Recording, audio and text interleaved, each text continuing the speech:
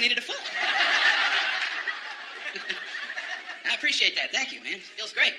I'm feeling good. I actually just recently had to go to the emergency room, though, and I had some stomach virus thing. I almost called an ambulance. It's weird, even considering calling an ambulance for yourself. You know?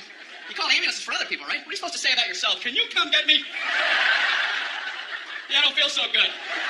Just come on in, I'll be lying on the floor.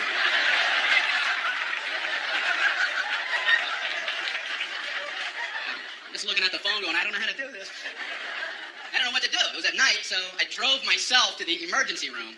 That's a nice, relaxing drive. No, after you. Merge, everybody, merge. I'm only imploding.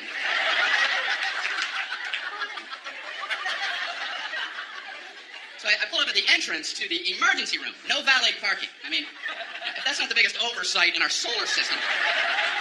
If there's ever a time when you want to go, can you park this because I need to collapse immediately?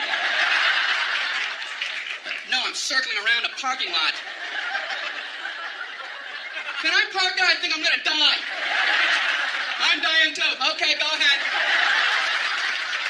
I'll go up a couple levels. Unbelievable.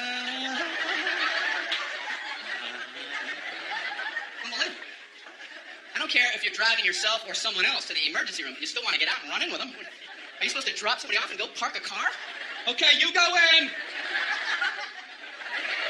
Tell them you're shot.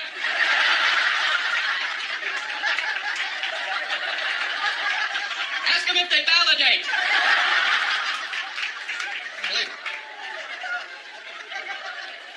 So I finally park, I go in to check in. They ask the most insulting question when you check into a hospital. What seems to be the problem? What seems? Well, it seems. It seems like everything on my inside wants to be on my outside.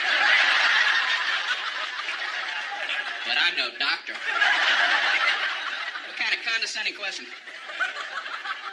So they check me into my luxurious half room.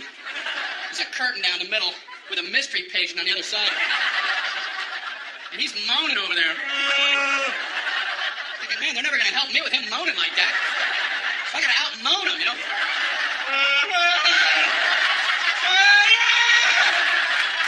Quit moaning, we're all hurting. The whole floor's like a haunted choir. It's got to be hell to work in this environment. So I'm killing time writhing. Nurse finally comes in. How are you doing tonight?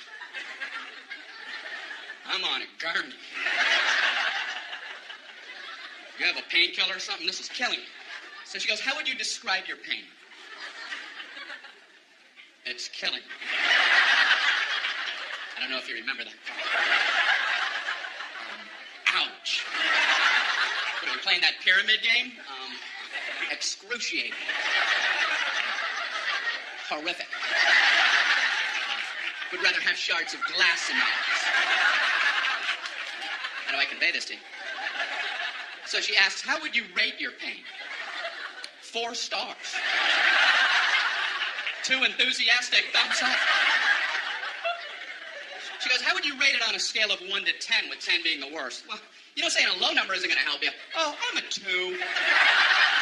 Maybe the high 1s. You could give me a baby aspirin and cut it in half. Maybe a Flintstone vitamin and I'll be out of your hair. You can go 10 to all the 3s and 4s and such. Anyone's saying such ridiculous numbers. I couldn't bring myself to say 10, though, because I had heard the worst pain a human can endure is getting the femur bone cracked in half. And I don't know if that's true, but I thought if it is, they have exclusive rights to 10. And now I'm thinking, what was I worried about? Is there like a femur ward at the hospital? They would have heard about me and hobbled into my room. Who the hell had the audacity to say he was at a level 10? You know nothing about 10. Give me a sledgehammer. Let me show you what 10 is all about, Mr. Tommier. No! How can I possibly say 10? I can't. So I thought I'll say 9. And then I thought, no, childbirth. I better not try to compete with that. And then I'm thinking, it must be hell giving childbirth when your femur bone's cracked. So I said, I guess I'm in 8. She goes, oh, okay, I'll be back. I'm like, oh, I blew it. I ain't getting nothing with 8. But she surprised me. She comes in, she goes, the doctor told me to give you morphine immediately. And I'm like, morphine? That's what they gave the guy in Saving Private Ryan right before he died. Okay, I'm a 4. I'm a 0. I'm a negative 11. Morphine. So they gave me morphine. Wow. All I know is about 15 minutes later, just for the hell of it, I was like, I'm in 8 again. Guess who's in 8? They finally checked me out. I'm walking down the hall going, say 8, say 8, say 8, say 8. Could be 8 day. Did you get some 8? Did you get any 8? What am I throwing? You can't throw a number. All right. Johnny Appleseed. Did you get any 8 over there? I don't understand my own visuals. All right. You're throwing numbers around. I'm fine now, I think. I don't know. So they sent me to my regular doctor for a follow-up, and I was nervous going because my cholesterol. I knew it was going to be high because last year was high, and I hadn't done anything different. What are the odds your cholesterol is going to plummet for no reason? Come on, 200, come on. 337, how can that be? I had Burger King coupons in my pocket. It's inexplicable. So I was nervous. And I realized that's the only time, as an adult, that I feel like a little kid. Is when I go to the doctor. You didn't do what I told you, did you? No, I didn't. What should you have done? I should have listened when you were talking. What are you going to do from now on? Pay attention when you say things. When are you going to start? I'm going to start right now. Immediately. Tall doctor. He's a good doctor, I think, you know. I told him I get heartburn sometimes, so he goes and gets me a list of things that cause heartburn. I'm looking at the list and I'm like, I already know this. I know how to get it. That's like going to the hospital with a cannonball wound and they show you a list. Here's how you get cannonball wounds. I have a cannonball wound. It's gaping. Do you have a tube of cannonball wound ointment?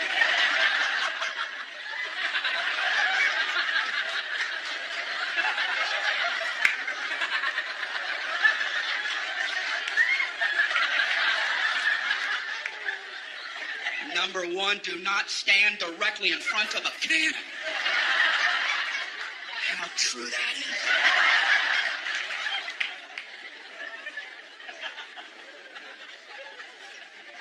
So, my doctor looks at me and says, you should probably drop a couple pounds there, Brian. Thank you. One of your doctor has carte blanche on insults. He just insults you for a while, and then you pay him for the insults on the way out. Well, you should lose some weight, and those moles are looking pretty weird. All right, how much for that, Doc? When can we get together again? Big fat mole man walking out of your office. Thanks for the confidence boost. I'm off to the Macy's Day Parade. Grab a rope! What does he care? You're big and you're ugly. Next.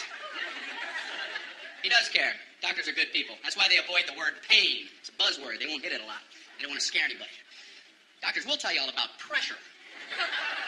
They'll tell you all about the pressure you're going to experience. If a doctor tells you you're about to feel some pressure, buckle up. At a moment, you're going to feel a bit of pressure. Pressure,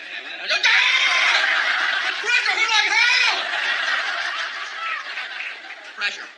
All pain involves pressure. That's one of the definitions of pain. You could be swinging a 2x4 at your head. In a moment, you're going to feel a little bit of pressure. Hey, bring it on. I'm good under pressure. I like pressure situations.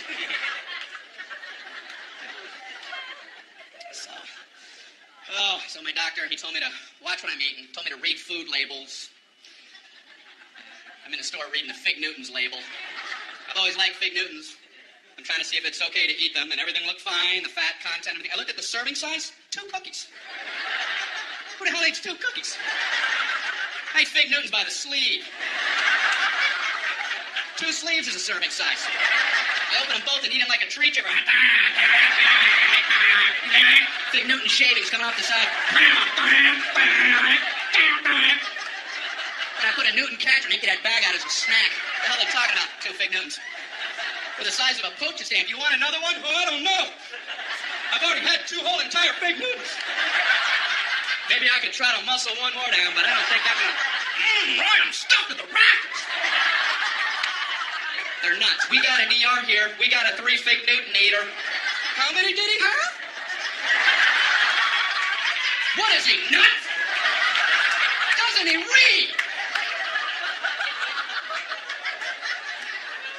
What's coming up with serving sizes? A serving size of ice cream is a half a cup. What is that?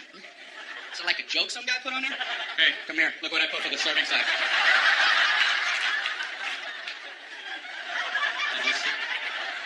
I just did it as a joke, but they're going out like that. I don't know what to do. Just let it go. I guess there's nothing you can do now. You ever know anybody to eat a half a cup of ice cream? Hey, you want to go grab something to eat? Oh, no. Had a half a cup of ice cream. Yeah, a whole half a cup. I just kept eating and eating and eating. I must have had 2 spoonfuls. I think a serving size of ice cream is when you hear the spoon hit the bottom of the container. Okay? And you can't do this anymore. I even ripped the side. Not sure what they're talking about for that half a cup of ice cream. I have to lay off dairy, though. That's what my doctor threw in as I was leaving his office. Oh, and lay off dairy. Like, what the hell? What kind of blanket sweep is that? And no more happiness.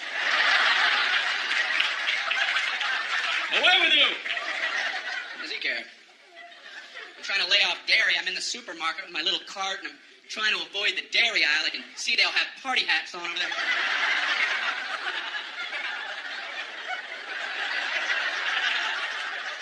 I'm in the juice aisle, slooped over with juice people. Ugh.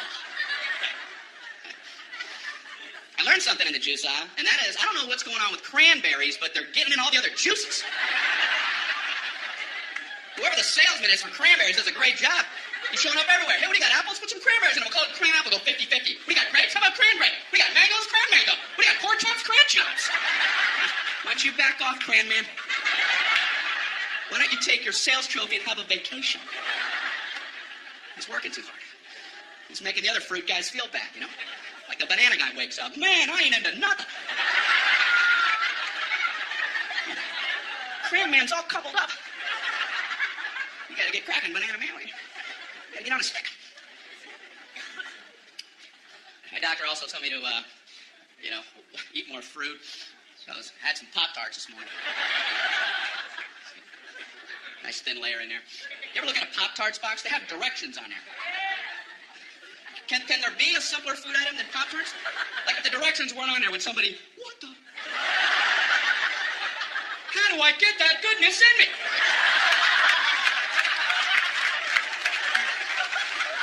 What do you do? How do you get it done? You read, man. That's what you do. They have 2 sets of directions. In case you don't understand one set, you abandon that whole track and get on something a little easier for yourself. They have a set of toaster directions, which, believe it or not, is more than 1 step. How could there possibly be more than 1 step? I can only think of one. Step 1, toast the Pop-Tarts. Go ahead, toast them. Hey, are you still reading this? But they've managed to break them into smaller increments. These are some of the actual steps. I would love to be in the room watching somebody else to consult these toaster steps. Okay, number 1, remove pastry from pouch.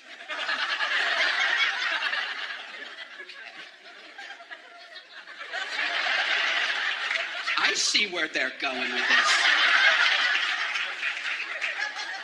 We're banging on all cylinders now.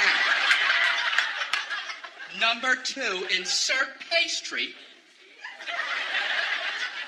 vertically. They're reading toaster direction. You're going to throw the vertical concept at them? Then they have a whole set of microwave directions. That just blew me away that you could actually microwave a Pop-Tart. I mean, how long does it take to toast a Pop-Tart? A minute? If you want them dark? People don't have that kind of time? Listen, if you need to zap fry your Pop-Tarts before you head out the door, you might want to loosen up your schedule.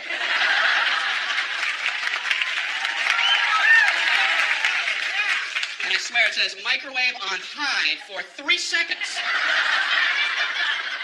And don't think I want to wake up and be eaten in 3 seconds. The alarm goes off. Put him in ding.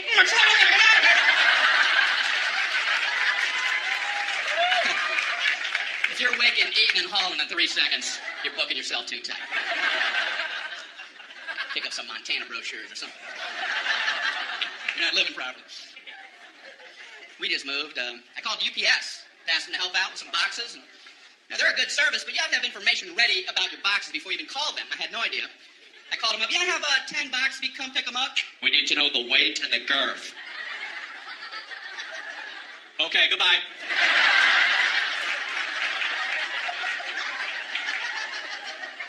So I called back. We need the weight and the girth. Okay, I don't know what the weight is, and I don't know what girth means. So now what's the procedure? So this guy talks to me like I'm 4 years old. Well, do you have a bathroom scale? Yeah, but if I put the box on a scale, it's going to cover up the numbers. What, do I take them off really quick? 0, I'm not fast enough. What's he talking about? So then he gives me like his Mr. Wizard formula. How about if you stand on the scale and weigh yourself, get off the scale, pick up the box, get back on, weigh you and the box together, and subtract your own weight. I'm going, slow down. Hold on, Professor. I know this guy's never tried this, because I tried it, and you still can't see the numbers.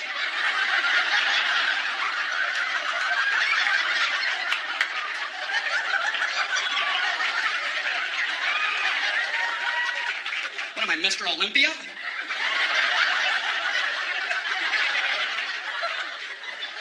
£3.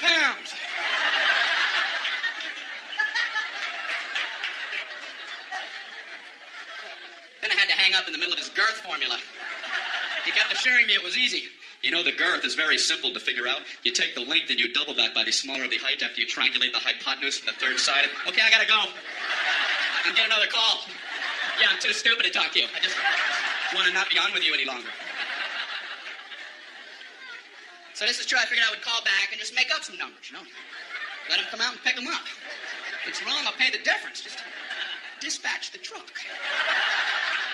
Please.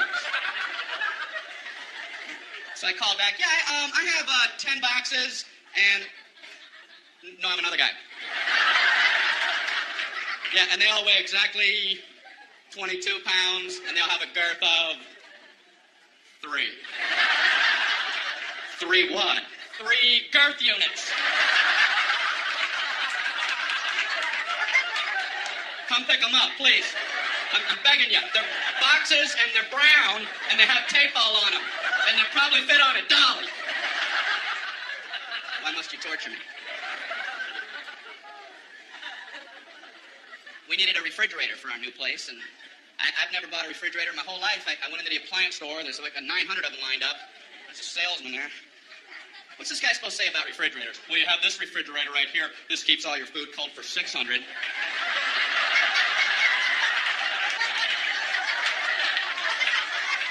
You've got this refrigerator. This keeps all your food cold for 800. Check this out. 1400 keeps all your food cold. This guy's working me on this one. I've never seen a guy work so hard. This one is a very nice refrigerator. It has a meats drawer. And what you do with that, you would put meats. Whatever varieties that you would choose, these would be your meats. So there's no requirement on the types of meats. You could pick bacon,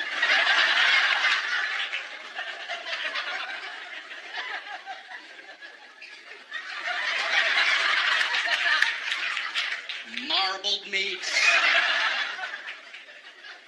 There's an endless selection. Endless. And this one also has a crisper for crispy things. Potato chips. Look in the door when the door's open. This has an egg area. And that's a very nice thing. It's an area for eggs. You put them all in the egg area. You come home and you go, hey, where are the eggs? Right in the egg area. And they're all written in cursive, and that's a real nice feature. That is a nice touch. We also had to get the phone turned on. I'm at my friend's house. I called the phone company. Can you turn on our telephone? Okay, it's going to be a problem. I figured. How? Why? It's just going to be a big nightmare. That's our policy. It's going to be a nightmare. Something about hell on earth. It's different than I thought. I didn't know how it worked, so I asked him, how does that work? Do we have to wait in our home for a few days for the phone people to come out? No, we do it differently now. We can just flip the switch from right here. Oh, great. Can you go ahead and flip it? We're going to flip it next Thursday.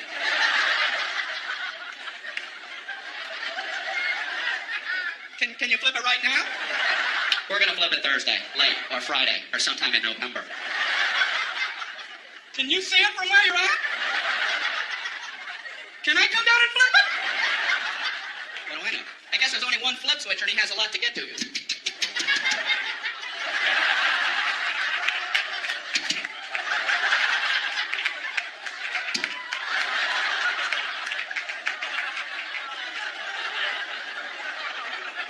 I assume they're tiny. Maybe they're big giant switches. They're really hard to flip.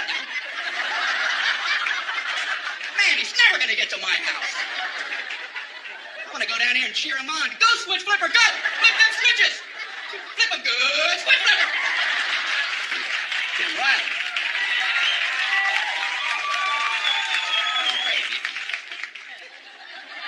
So I had to use a phone to book the flight to come here, and the reservationist gave me a confirmation code. And like I'm an idiot, she gives it to me like this. Mr. Regan, your confirmation code, jot this down. It's B as in boy. Oh, okay. P as in Paul. Slow down. K as in kite. Oh, I know kite. I know all about kite. And Q as in quagmire. Give me another word. I want to fly so badly. I called back to confirm the flight. She wanted to know the confirmation code. I don't know about you, but I feel like an idiot trying to quickly come up with words for letters.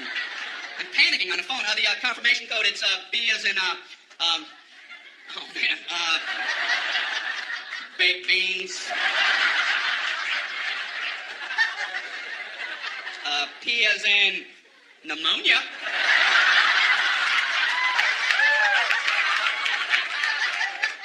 K as in Gaddafi. And Q as in Gaddafi. They only do that with letters. Nobody ever does that with numbers. My code, it's 4 as in 423. 2 as in 2,941. No, 47. Pretty short code. Sometimes you'll get a confirmation code that includes zeros and O's. You write them the same way. They're completely different keys. They'll give you the number 1 and the letter I. You write those the same. They're different keys. A small L looks the same. They don't care. You'll never be able to communicate this back clearly. I'd like to give a code to these people for their big vacation. Here's your confirmation code. You're going to need this for your vacation. Are you ready? Okay, it's 1 1 I 1 0 0 0 0 0 I 1 0 0 0 1 I small L. Yes. Bon voyage.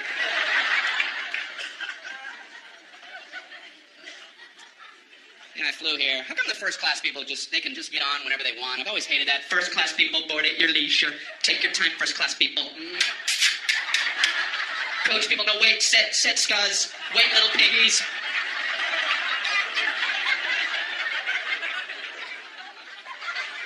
So when you do get on, the first class people, they're already sitting there. They're all sprawled out in their big thrones. Bring me the head of a pig. And a goblet of something cool and refreshing. Anyone have a fiddle? Make someone from Coach fiddle for me. Amuse me. They have fiddles in the overhead racks out there. You're not allowed to even use their bathrooms. The bathrooms up front are for our first-class passengers. The coach bathrooms are located at Newark Airport. Concourse C. Concourse C, ladies and gentlemen. So when you do board, the first class people, they're sitting there. A lot of them are working as you're boarding. They have computers out and calculators. They're looking up at you like, hey, we're making money right now. Right now we're making money. Go, get in the back. Close that curtain. I don't want to see it. Even in my peripheral. Snap it shut. What's the matter with us? They got to cover us up with a tarp. You go in the back, everybody has coloring books on. Hey, come here, where was you? Where was you at? You're in the middle, and there's 9 of us, and you're in the middle, and we have all the armrests, so you gotta sit like this. You gotta figure out a way to eat your snack while your elbows are touching. You gotta learn how to twist your little plastic utensil.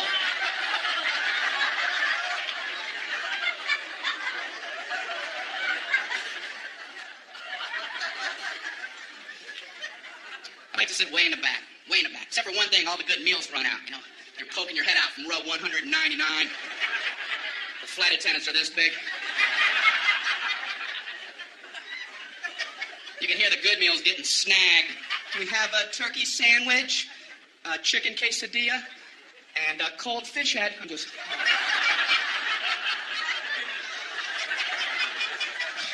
I wonder what I'm gonna do.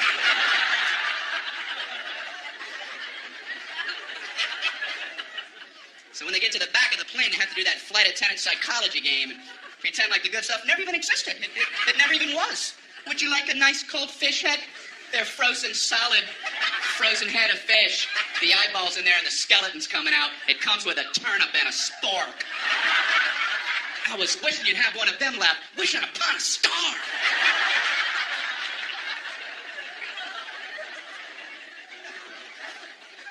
But I admire flight attendants, man. I really do. They put up with a lot of garbage from people. Have you ever been sitting in your seat and you see somebody trying to fit something in the overhead rack that you know ain't going in there like in a million years? They have like a mattress and a lamp. You're looking at him like, what kind of perception problems does this guy have? And the flight attendants are always nice. They always run up and act like it might maybe fit. You know, oh, I don't know if that's going to get up there. We can check it for you, you moron.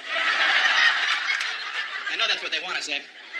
I would last about 8 seconds at that job. I'll just get up there. Does that look like it's going to fit? You have this much room, you have a dead yak. Are you okay? You don't see all these people jammed up waiting on you? You don't see any of that?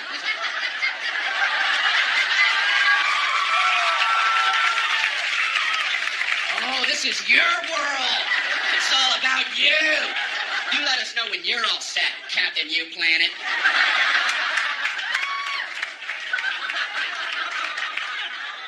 And I feel bad for the gate agents because they try to get the boarding process to run smoothly, but no one will listen to them. Don't blame them. They try, they get on the intercom. Ladies and gentlemen, we're about to begin boarding. If we could ask for your cooperation, would you all please remain seated until your row has been called? Everyone, please remain seated. Everyone, please back away from the gate. Please back away from the gate. Somehow, by the time that comes out the speakers, it must sound like, everybody up and rush the door. Everyone, immediately try to squish your fat butt simultaneously in the small gate door area. Hurry. Push and shove, everyone. Push and shove. Do whatever you have to get on board. This is the last helicopter out of Vietnam.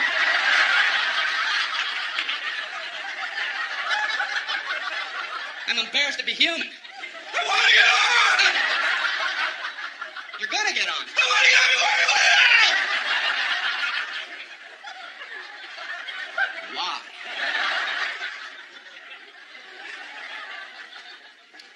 Human beings, man. I'm sure you've been at airports with the moving sidewalks. Right? You know the whole stand right, walk left concept? Well, for some people, unlearnable.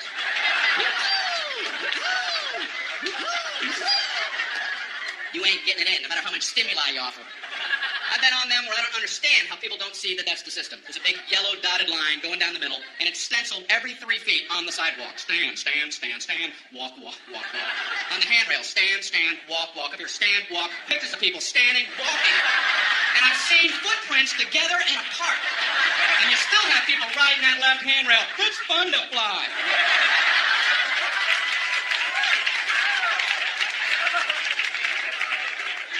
Watch them close, because they're the ones at the end of the moving sidewalk. Something changed. Something changed.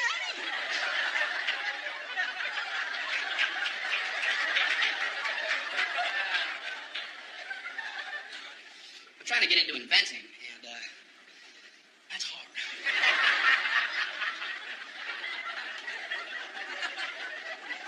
I know what I'm going to try to invent, you know. I don't know if I'm being overly ambitious, but I'm trying to invent an ironing board that when you open it, it doesn't sound like this.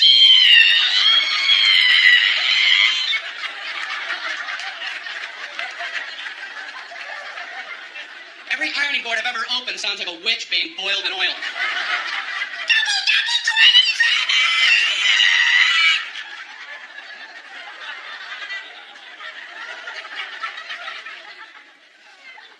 You ever just look at an ironing board? Can you imagine getting that approved in today's safety-conscious world? What did you want to get an approval on? I call it an ironing board. I want to have like a surfboard-shaped device about this high, and I want to support it with two thin crisscrossing poles, so the center of gravity is precariously high. So the slightest nudge would be sure to topple it. Then I want to put a big hot metal thing on the top of that, with water the temperature of lava oozing out the sides, dripping off the board for burn wounds. I want one side to be a white-hot heat for scarring. I want the sheer weight to be able to cause blunt force trauma. And I want the whole thing to come to a point for puncture wounds. Oh. It seems a little unsafe for adults. I'm not finished. I want a cord coming down to get the toddlers involved. Why are we allowed to have these? Inventions intrigue me. I was reading about the walkie-talkie, and I read it was a military invention. That surprised me, because usually military stuff has strong names, you know. Apache helicopter, Tomahawk missile. Walkie-talkie? How did that slip through the system? Is the general talking to some guy? What do you have there, soldier? Well, it's a new communication device. It's untethered, which will enable the troops to speak effectively when they're in the field. What's it called? Walkie-talkie. Look, I'm walking and I'm talking. Now you walkie and talkie, General. I'm walkie and talkie. Are you walkie and talkie? I like it, soldier. What's this explosive device? The whammy kablam. And this is the Rudy Tooty aim and shoot. Walkie-talkie. I'm wearing new contacts. I just had my prescription changed after 6 years. You ever wait that long? Then you get new lenses. You're like, man, I could have been saying things. How can instantly improved vision not be at the top of your to-do list? I'll see tomorrow. I don't have time. I don't have time to see clearly. No, I don't. No, I can't be that. You see what's on my desk? So I go in for the eye exam. I don't know about you, but I concentrate like crazy during the eye exam. You don't want to get a D on that thing. End up with these big, thick Coke bottle lenses. I didn't take it serious.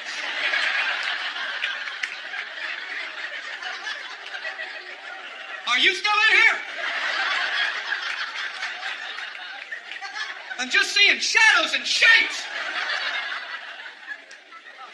It's important. They don't call it a quiz. So I go in there, I sit in that big chair. He slides that big giant thing on my face. Are these my glasses? What happened to me? That'd be a hell of a pair of glasses. Do I look better like this or like this? I like this one, but I want to see that one again. That one's pretty good. Let's go back to that one. Quick. I hate that test because I can't commit. I can feel my eye doctor losing his patience with me. Let's try it again, Brian. Which one do you like better, number 1 or number 2? I don't like either one of those. Yeah, but that wasn't the question I asked, was it? I asked you which one you like better, and I was careful to phrase it that way. So why don't you keep that in mind while we try it yet again? Which one do you like better, number 1 or number 2? They're about the same. Well, why would I waste your time and mine by making them both the same? Did you ever stop to think about that? You ready to try it one more time? What do you want from me? Way too much pressure during that entire exam. They do one test every time. I don't know what they're looking for. All I know is I get an anxiety attack in the middle of the damn thing. Tell me the exact moment point A is directly over point B. Now! No, now! Then! I don't know what happened. I'm worried if I'm off by an eighth of a second, I'll get these big, giant Hubble coming attraction glasses. So you must have messed up that AB test. Did I ever? Grand opening.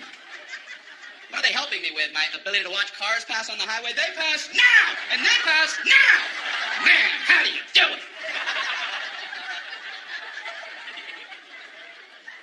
It's weird in the eye exam room. It's just him and me. It's dark in there. The door's closed. I feel strange when he pulls his chair up uncomfortably close to you.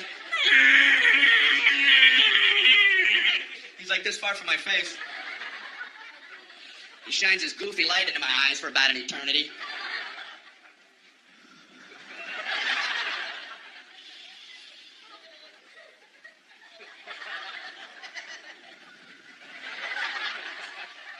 How you doing there? I'm a little uncomfortable. Can you back up a time? Are you looking at my soul? You want a Tic Tac? So he says, you know you have one eye set a little bit higher than your other eye? No. I did not. Because it doesn't affect your vision or anything. I just thought you might want to be self-conscious for the rest of your life. I went out to my car mirror. Am I some kind of monster? Is that a hump? I am not an animal. I am a man. What's the matter with him? Then he asked me, would you like to try trifocals? And I'm like, I must have been away a while because I have no idea what you're talking about. He says it's exactly what you would think. You can see at 3 different distances depending on where you look through your lens. You can see close, medium, or far away. And I'm like, I can't even imagine getting used to that. There's a book, there's a plane, there's Alpha Centauri!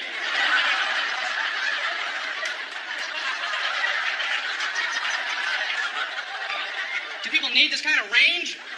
Is that a flying meadows? Is that a comet?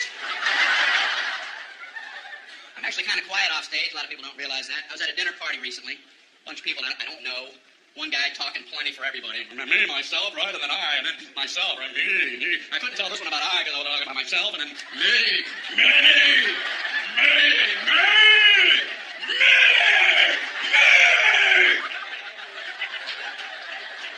Beware the me monster. So I tried to jump in with a little story. I don't want to just sit there the whole night. Right when I'm done with my story, this guy goes, that ain't nothing. Didn't mean to waste everybody's time. Telling my nothing story. Here, let Marco Polo speak.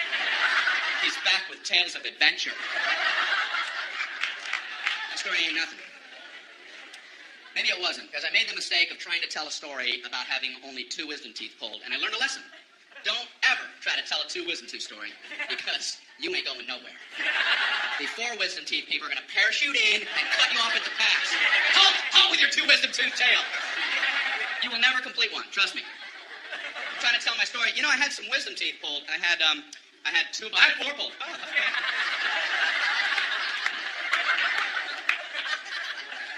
No, 5. No, 9. I had 9 wisdom teeth pulled. All of mine were impacted. They were all coming upside down. The roots were wrapped around my tongue, coming out my nose. They were tough. So I was a war hog. No anesthesia. They pulled them out with pliers. I was eating corn on the cob that afternoon. Pin the blue ribbon upon his chest.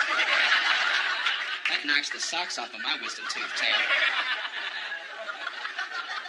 Why do people need to top other people? I've never understood it, and I see it all the time.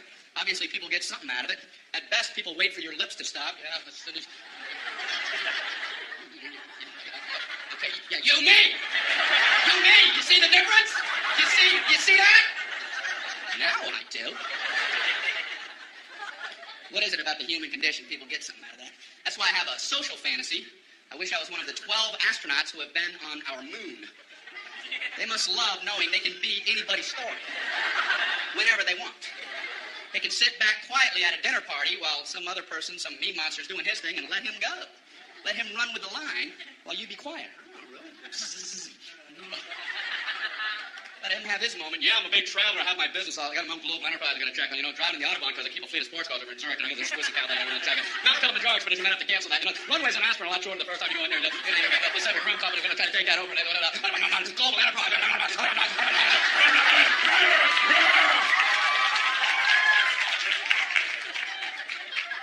I walked on the moon.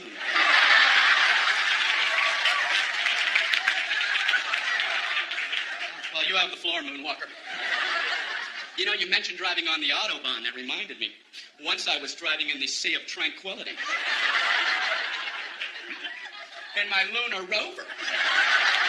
And I, too, was worried about our speed till I remembered, wait, we're the only ones on the moon.